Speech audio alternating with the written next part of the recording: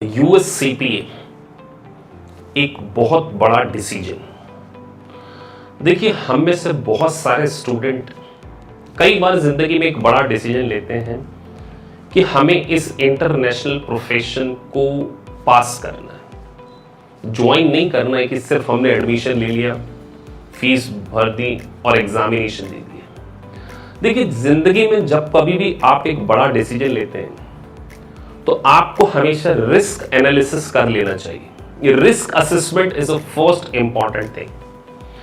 अगर आपने रिस्क का सही तरीके से एनालिसिस किया और आप उसके लिए अगर प्री प्लान स्ट्रेटेजी बना लेते हैं तो आप होने वाले लॉसेस से बच सकते हैं। देखिए, यूएससीपीए में ना केवल आपका इन्वेस्टमेंट लगने वाला है अराउंड 3 लाख समथिंग, 3,20,000, साथ में एक बहुत बड़ा ड्रीम।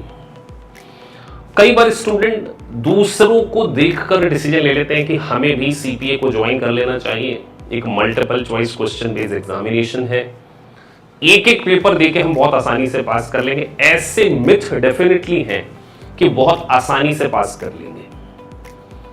एक बात मैं आपको अच्छे से बता रहा हूं, अगर आपका चार्टर्ड अकाउंटेंसी बैकग्राउंड नहीं है, चार्टर्ड अकाउंटेंसी बैकग्राउंड का मतलब समझते हैं आप, या तो आपने सीए कंप्लीट कर लिया हो या आपने सीए की पढ़ाई भी करी हो ना, उसको भी मैं सीए बैकग्राउंड मानता हूं। क्योंकि मैं खुद एक चार्टर्ड अकाउंटेंट हूं तो मुझे इंडिया के सीए प्रोफेशन के कंटेंट की डेप्थ का बहुत अच्छे से एनालिसिस। तो अगर किसी स्टूडेंट ने सीए इंटर पास कर लिया है, फर्स्ट ग्रुप पास कर लिया है, और एक सिंपल बीकॉम ग्रेजुएट स्टूडेंट जब एक बहुत बड़े डिसीजन को दूसरों के बेसिस पर खुद लेने की कोशिश करता है तो उसके सामने क्या रिस्क एक्सपोजर्स आ सकते हैं और कैसे हम इस रिस्क को अवॉइड करके एक सक्सेसफुल प्रोफेशन को ज्वाइन कर सकते। तो आज के इस वीडियो का पॉइंट ऑफ डिस्कशन ही यही है, risk involved in USCPA and what are the solutions. कैसे हम इस रिस्क को कम कर सकते हैं, कैसे हम यूएससीपीए को फर्स्ट अटेम्प्ट में पास कर सकते हैं। तो चलिए हम वीडियो में आगे बढ़ते हैं, लेट्स गेट स्टार्ट। तो student, risk number 1, huge amount of investment. देखिए, सीपीए की एग्जाम की कॉस्ट, कोचिंग फीस की cost, application fees, evaluation fees सब मिलाकर अराउंड 3,20,000 आपका स्टेक पे होता है। तो अगर आपने ऐसे ही ज्वाइन कर लिया, आपको सबसे पहले इंपॉर्टेंट थिंग, आप किसी भी इंस्टीट्यूट को ज्वाइन करें, चाहे आप AKPIS को ज्वाइन करें, अदर इंस्टीट्यूट को ज्वाइन करें, आप लेक्चर की क्वालिटी देखिए। अगर आपको एक लेक्चर नहीं, कम से कम 5 to 7, 10 लेक्चर भी आप डिमांड कर सकते हैं। लेक्चर की क्वालिटी को देखिए। अगर आपको टीचर का समझ में नहीं आ रहा है तो सबसे पहले तो आप केवल मार्केटिंग के ट्रैप में आके कि हमारा आसानी से बिग 4 में प्लेसमेंट हो जाएगा, मल्टीनेशनल कंपनी में प्लेसमेंट हो जाएगा, और बाद में अगर आपने किसी ऐसे इंस्टीट्यूट को ज्वाइन कर लिया जहां पर आपको अंडरस्टैंडिंग में प्रॉब्लम आ रही है, तो 3-3.5 लाख रुपए वेस्ट भी हो जाएंगे, और जो आप बिग 4 में और जो मल्टीनेशनल कंपनी में ज्वाइन करने का ड्रीम देख रहे हैं वो काफी दूर है।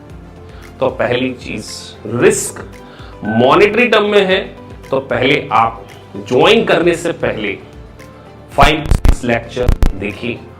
केवल फार के मत देखिए कि आपने फाइनेंशियल अकाउंटिंग रिपोर्टिंग देख लिया, ऑडिटिंग के भी देखिए, रेगुलेशन के भी देखिए, और अगर आपको लगे कि नहीं अब हमें टीचर का समझाया हुआ समझ में आ रहा है, और बहुत सारे पुराने वीडियोस डाल दिए, 10-12 साल पुराने किसी के रिकॉर्डेड लेक्चर हैं, और वही डेमो देखकर आप ज्वाइन करते हैं, बाद में क्योंकि आपका हो सकता है बैकग्राउंड चार्टर्ड अकाउंटेंट ना हो। देखिए, चार्टर्ड अकाउंटेंट को कोचिंग की भी जरूरत नहीं है। सीए एक चार्टर्ड अकाउंटेंट को स्टडी मटेरियल मिल जाएगा ना, उसका इंटरप्रिटेशन, उसका एनालिसिस खुद का इतना स्ट्रांग होता है कि उसे किसी टीचर की जरूरत नहीं है, वो खुद ही पास हो सकता है, बस उसको स्टडी मटेरियल मिल जाए। लेकिन अगर आपका बैकग्राउंड सीए नहीं है तो पहली चीज आपको यह ध्यान रखना है कि हम जिस भी फैकल्टी के लेक्चर देख रहे हैं क्या वो हमें अच्छे से समझ में आ रहे हैं या नहीं है, जिसमें क्या हमें सिमुलेशंस समझ में आया कि नहीं आया, क्या बेसिक्स हमारे स्ट्रांग है या नहीं है। तो ये एक बहुत इंपॉर्टेंट एस्पेक्ट है अगर आप इस ह्यूज मॉनेटरी लॉस को बचाना चाहते। रिस्क नंबर 2, देखिए 18 महीने की वैलिडिटी। जैसे ही आप एक एग्जाम को पास कर लेते हैं, वहां से अगले 18 महीने में आपको बाकी के पार्ट्स भी पास करने। तो सॉफ्टवेयर की भी वैलिडिटी होती है, 18 महीने किसी सॉफ्टवेयर की वैलिडिटी है, किसी सॉफ्टवेयर की 2 साल की वैलिडिटी। तो पता चले आपका सॉफ्टवेयर एक्सपायर्ड हो जाए या आपके स्कोर लैप्स होने के भी चांसेस हैं अगर आप आपकी स्टडी को सही प्लान नहीं करते। तो 4 सब्जेक्ट को पहले तो स्टार्ट नहीं करना है, स्टार्ट विथ 2 सब्जेक्ट। और AKPIS इंस्टीट्यूट एक बहुत अच्छी फैसिलिटी आपको प्रोवाइड करता है, पार्ट वाइज सॉफ्टवेयर एक्टिवेशन। तो अगर आप पार्ट वाइज सॉफ्टवेयर को एक्टिवेट करा लेते हैं, तो जहां से आपका एक्टिवेशन स्टार्ट हुआ वहीं से उसकी वैलिडिटी पीरियड काउंट होता है। तो क्योंकि एक टाइम कांस्टेंट बहुत इंपॉर्टेंट एस्पेक्ट है, इसीलिए आपको अपनी स्टडी को सही प्लान करना पड़ेगा। एक proper study plan very very important है। तो अगर आपने एक सही स्टडी प्लान बनाकर स्टडी की तो डेफिनेटली आप इस प्रोफेशन को पास। अगले पॉइंट के मैं डिस्कस कर रहा हूं, अगर आप एक वर्किंग प्रोफेशनल हैं, आप अपनी स्टडी से काफी लंबे समय से आउट ऑफ टच हो सकते हैं। किसी ने 5 साल पहले 10 साल पहले अपना ग्रेजुएशन कंप्लीट किया और फिर अचानक आप एक big profession CPA certified public accountant को ज्वाइन करते हैं। तो एक बात मैं आपको बता दूं, ये एक चार्टर्ड अकाउंटेंट का ही प्रोफेशन है। सर्टिफाइड पब्लिक अकाउंटेंट मतलब US का CA।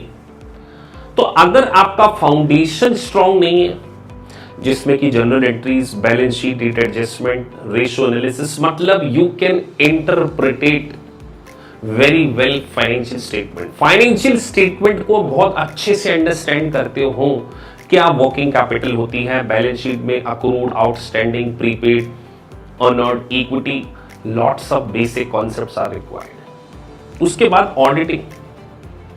ऑडिटिंग में हो सकता है कि कभी आपने ऑडिट किया ही ना हो, अब आपके सामने audit risk, control risk, sampling risk, audit opinion, कैसे ऑडिट प्रोग्राम बनता है, तो आपको बेस पे बहुत काम करना पड़ेगा।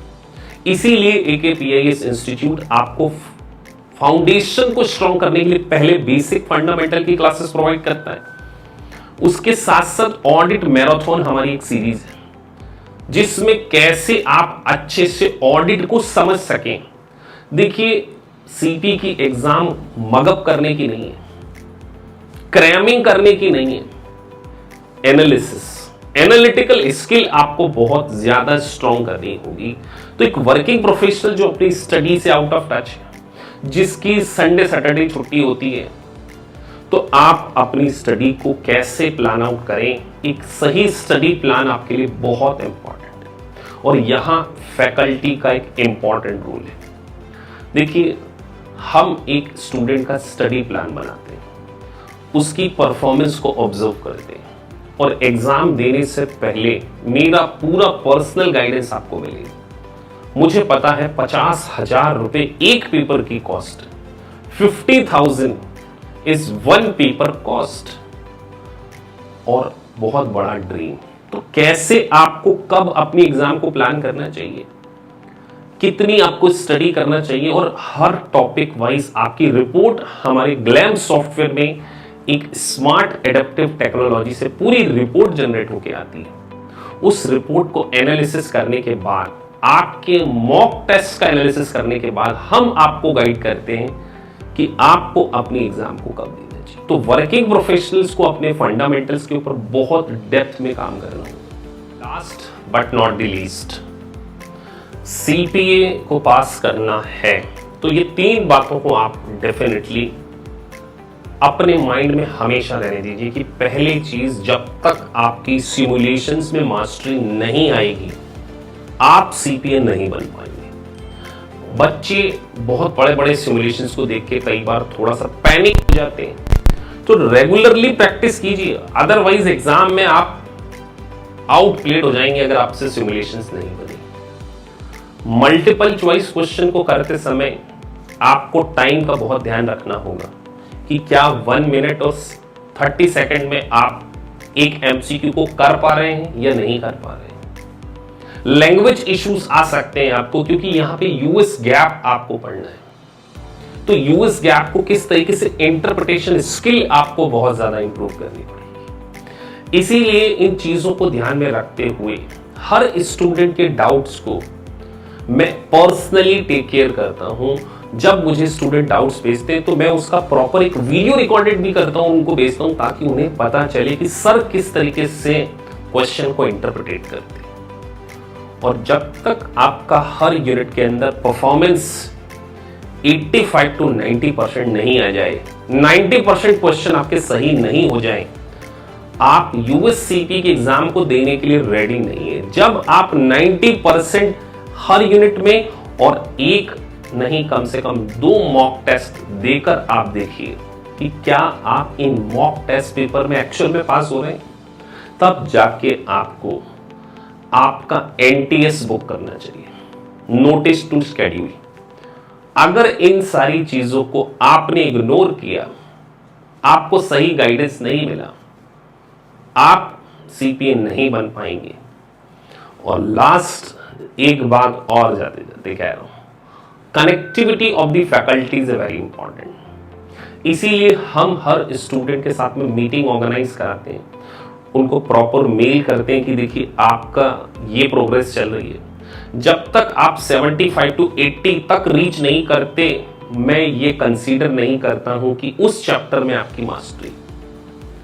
तो गाइस, जब ह्यूज रिस्क हो तो एनालिसिस करना और फिर कोर्स को ज्वाइन करना एक सही पर्सपेक्टिव हो सकता है। तो इस वीडियो में मैंने आपको कुछ नॉलेज शेयर करने की कोशिश की। आप हमारे चैनल पर बीकॉम ग्रेजुएट स्टूडेंट के इंटरव्यूज को सुन सकते हैं, उन्हीं का ये एक्सपीरियंस मैं आपके साथ में क्या कर रहा हूं, शेयर कर रहा हूं। तो गाइस, अगर आपको वीडियो अच्छा लगा है तो प्लीज सब्सक्राइब द चैनल, जिससे कि आपको नॉलेजेबल वीडियोस और इस चैनल के थ्रू बहुत सारे लेक्चर्स के, सिमुलेशंस के वीडियोस भी टाइम टू टाइम शेयर किए जाते हैं। So thank you for watching this video. Thank you very much.